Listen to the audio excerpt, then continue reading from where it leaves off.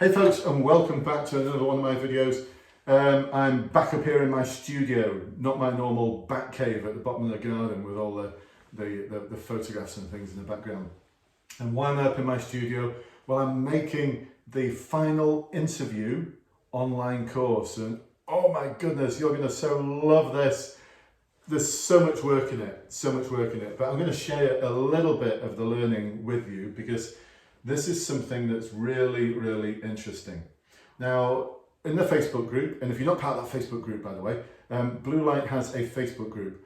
We've just gone over 10,000 members. Can you believe it? Just over 10,000 members of that Facebook group. It only started like 3 years ago with just one member, me. And now over 10,000 people helping and supporting each other in an incredibly ethical way to get through the police recruitment process. Anyway, one of the things that I often see people give advice on is when people say, you know, what do I need to do to prepare for the interview phase of the assessment centre? What do I need to do to prepare for my final interview? And I can guarantee someone who's going to say, know your competencies and have an example from each one of the competencies.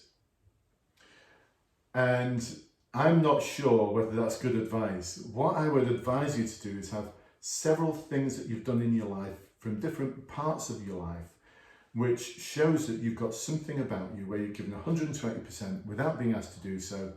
Specific moments in time when you've dealt with problems, when you've supported other people, when you've challenged inappropriate behaviour, when you've worked with others to solve a problem, when you've made difficult decisions. Because when it comes to this analyse critically competency, which is in the cluster of intelligent, creative and informed policing, and this is the Competency and Values Framework, by the way, not the old competency system that you're assessed against in the Search Assessment Centre, which is now 4 years out of date, almost 5 years out of date. Get that? Come on, College of Policing. Anyway, when we look at analyse critically, we see things like solve problems, understand the reasons behind the problems, refer to procedures, ethical decisions, gaps and inconsistencies, weigh up pros and cons. These are all subheadings of that competency.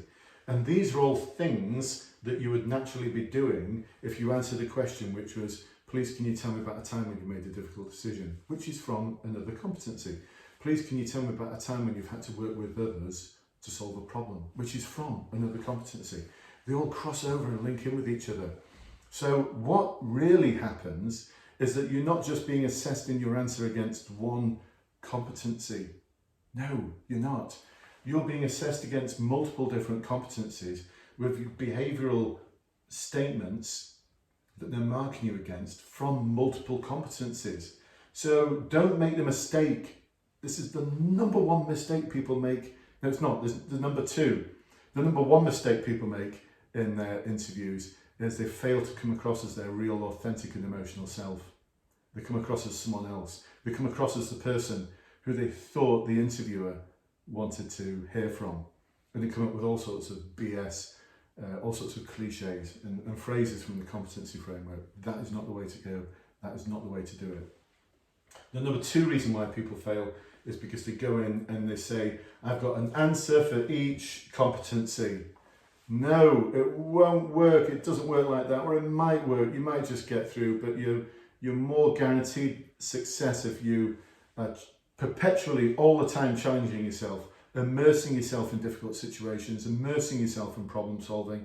And this doesn't have to be something that changes the world. This could be you being a football coach, or you helping out with some, at this moment in time. There's plenty of opportunities for people to volunteer. We're going through the coronavirus pandemic, by the way, and there's volunteering opportunities everywhere. And there's going to be all sorts of problems to solve and resolve and help out with, all sorts of difficult decisions. So these are little subheadings that you'll be assessed against in other competencies. So don't make the mistake. The number two mistake that people make, the second mistake that people make, and it's so common, is to have an answer for each competency. So listen folks, I go into this is just one flip chart that we used for analyse critically and be innovative and open-minded. The video I've just done is like 30 minutes long. Oh my goodness, there's so much guidance in there. It's like me dumping everything that's in my head and my understanding, not just of how interviews work, how the Competency and Values Framework works, how competency-based type answers should be framed, but also 28 years worth of learning. Actually, it's more than that. 28 years worth of learning in the police sector, in the police service, as a police officer. And then my time working with the European Union on community engagement, problem solving, working with others. The work I've done in delivering conference talks and workshops, and the work I've done since with police forces in advanced problem solving and community engagement, like Gloucestershire Constabulary, West Yorkshire Police, South Yorkshire Police, Nottinghamshire Constabulary, and a little bit in Thames Valley, in Oxford. I say it's a little bit because it's just in Oxford, wasn't in all of Thames Valley. So an enormous amount of experience, and it's all in this course. And you're going to be able to access it soon, very soon. And if you're watching this and it's a week or two old, you can access it now.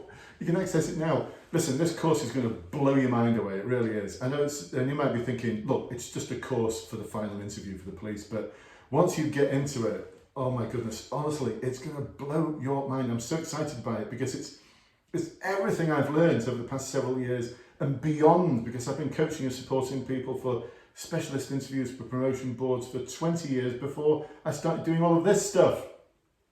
So an enormous amount of experience is going into this, and it's just everything I've learned, everything I know, all wrapped up in this online course. You're going to love it, and I'm so confident that it's going to work, that if you do the work I ask you to do, and there's a lot of work, honestly, I will show you the way. You've got to do the hard work. If, after all of that, you don't pass your final interview, let me know on the day, send me evidence that you've done everything on the day, and I'll give you a full refund. With no questions. You've just got to do the work. You've just got to put your heart into it, your soul into it, and take action on a daily basis. Make this your magnificent obsession. Ensure that your rehearsal is not on the day of your interview. That's the day to perform. The hard work is in the rehearsal. Anyway, listen, it's going to be out soon. I hope you're excited about it as I am. Yeah, if you want to find out more, I start struggling now, aren't I? If you want to find out more, those are the links below. Sorry, it's been a long day. I've been making videos all day. The links are below to the course. The links are down below in the comments on YouTube or Facebook, wherever this might be, LinkedIn. The links are in the comments of the courses, the Facebook group. Come and join us in the Facebook group. Come and join our community, and I'll speak to you soon. Bye-bye for now.